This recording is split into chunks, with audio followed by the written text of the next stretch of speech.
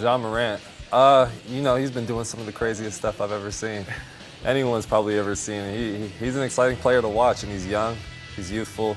He goes out there and plays his heart out. How far can he lead the Grizzlies, though? We'll have to see, a little playoff push, Come on, make a prediction. I would say, he'll be exciting to watch. I can't tell you exactly how far, but. Shabazz, when we talk about a Ja Morant, a lot of people, even in the States, are saying that he's a guy that could potentially win an MVP because he's been so electrifying. Where are you at when you look at the Ja Morant? Yeah, he's taking a big leap for sure this year. You look at it last year, he was still pretty good, but this year, if you notice, I think what's come along with him, I think is his perimeter game. I think his jump shot, his three that's where he's really starting to, figure his game out.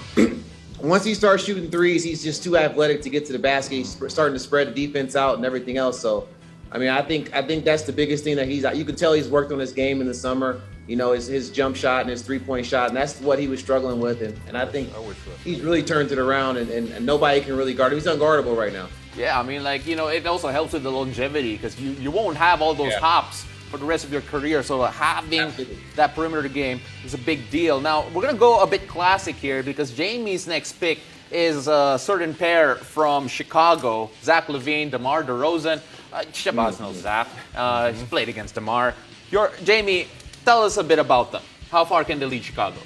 I really like Chicago. They've been an exciting team all year to watch. I know I keep saying that, but I think they could actually do some damage out there on the East Coast this year. Really? Coach Willie, do you think they can get far in the East?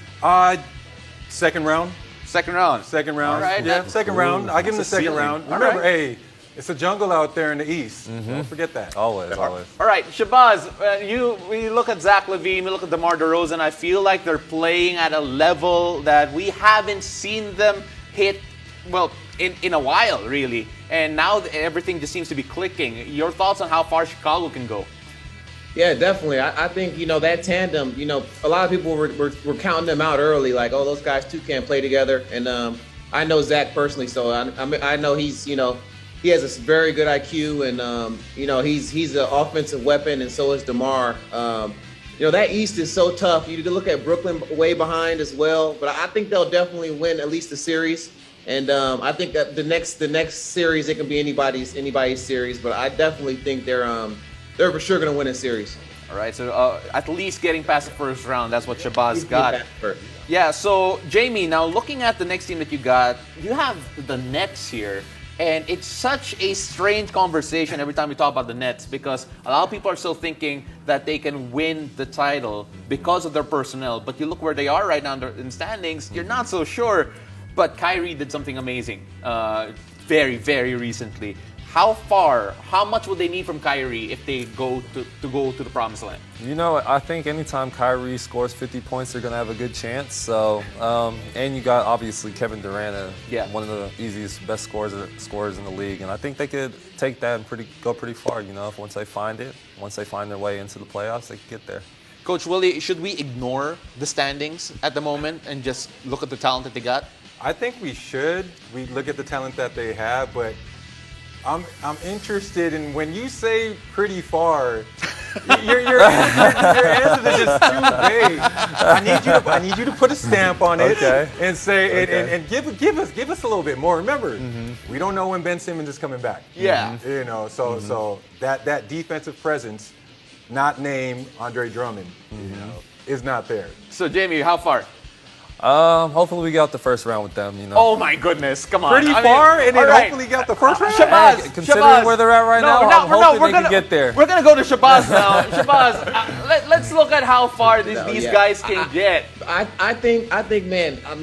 There's such a dangerous team. Thank you. I don't think Ben Simmons is gonna play, but I just think whoever plays them is going to have a really, really tough road against them. I think they're going to make the Eastern Conference Finals. All right, you see, there we go. Shabazz, we like you. Yes. All right, Jamie, take notes. It just depends who they play.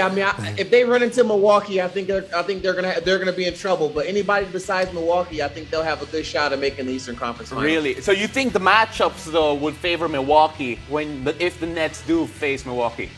Yeah, definitely. I just think Giannis in playoff time. I mean, he's unstoppable during playoffs. And that team is meshed around him, and Chris Middleton, those guys. I just think that's all around ball club, and when the playoff starts, I think they're gonna really make some noise. Man, Shabazz, again, really appreciate those comments because you're teaching Jamie how to really stick to his takes. So Yes. yeah, because that's really important.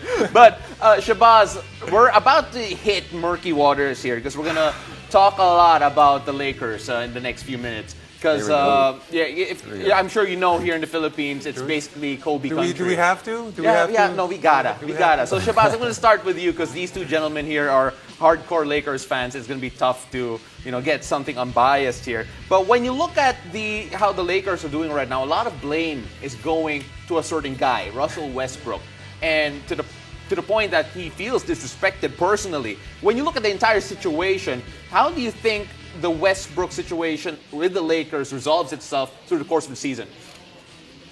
Yeah, I mean it's tough on Russ. I mean, I think the style of play that the Lakers are playing is not his style of play.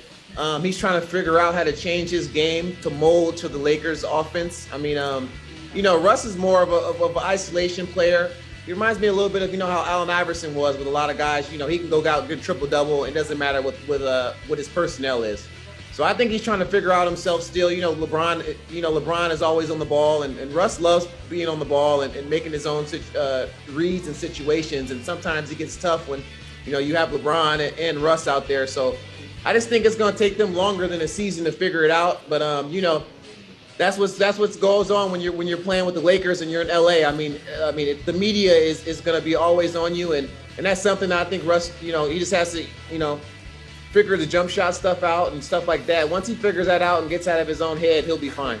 Yeah, that's really interesting. I'm glad we had you to answer that because these two are gonna give really wild answers. But before we leave right now, we're actually running out of time here. Jamie, you wanted to talk about one last guy, Jordan Clarkson in particular. Do you think that he's obviously the spark plug off the bench for the Jazz? Oh, yeah. Do you think that if he has a good playoff run this season, that he can actually push the Jazz beyond the second round?